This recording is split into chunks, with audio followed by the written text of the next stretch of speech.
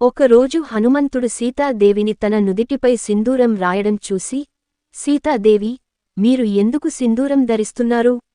అని ప్రశ్నించాడు. సీతాదేవి సమాధానం. సీతాదేవి మృదువుగా చిరునవ్వు నవ్వి, హనుమంతా, ఈ సింధూరం రాయడం వల్ల రాముడు సంతోషిస్తాడు.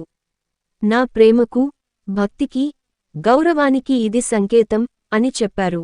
సీతాదేవి చెప్పిన మాటలు హనుమంతుడిని బాగా ప్రభావితమయ్యాయి. తన భక్తిని, ప్రేమను రాముని పట్ల చూపించాలనుకున్నాడు. అందుకే తన శరీరం మొత్తం సింధూరంతో కప్పుకున్నాడు. దాంతో ఆయన పూర్తిగా సింధూరం రంగులో కనిపించాడు. హనుమంతుడి భక్తి చూసి రాముడు చాలా సంతోషించాడు.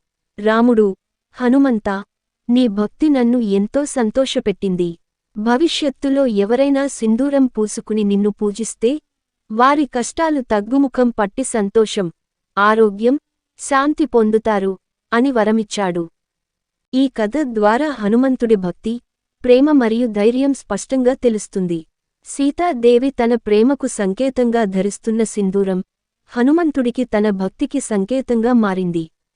ఈ కథ హనుమంతుడి ఆరాధనకు, భక్తులకు మరియు సింధూరం ప్రాముఖ్యతకు ఒక చక్కని ఉదాహరణ.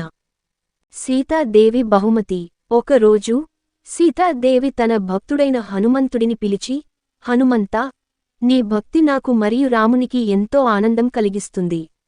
నీకు నేను ఈ ముత్యాల హారాన్ని బహుమతిగా ఇస్తున్నాను. ఇది నా ప్రేమకు మరియు కృతజ్ఞతకు సంకేతం అని చెప్పారు.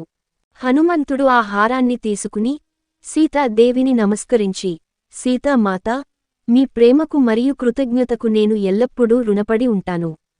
ఈ ముత్యాల హారం నాకు ఎంతో ప్రీతిగా ఉంది.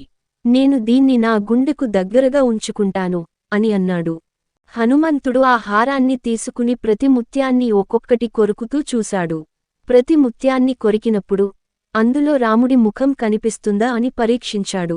ముత్యాలన్నీ చూస్తున్నా రాముడి ముఖం ఎక్కడా కనబడలేదు. సీతాదేవి హనుమంతుడి ఈ చర్యను చూసి ఆశ్చర్యపోయి, హనుమంతా, నువ్వు ముత్యాలను ఎందుకు కొరుకుతున్నావు?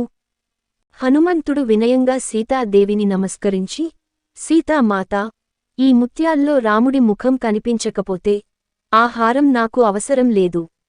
నేను ఎల్లప్పుడూ రాముడిని నా గుండెల్లో దాచుకుంటాను. రాముడు ఎక్కడ ఉంటే అక్కడే నా ప్రాణం అని చెప్పాడు. రాముడి సంతోషం మరియు దీవెన. రాముడు హనుమంతుడి ఈ భక్తిని చూసి చాలా సంతోషించాడు. రాముడు, హనుమంతా, నీ భక్తి నాకు ఎంతో ఆనందాన్ని కలిగించింది.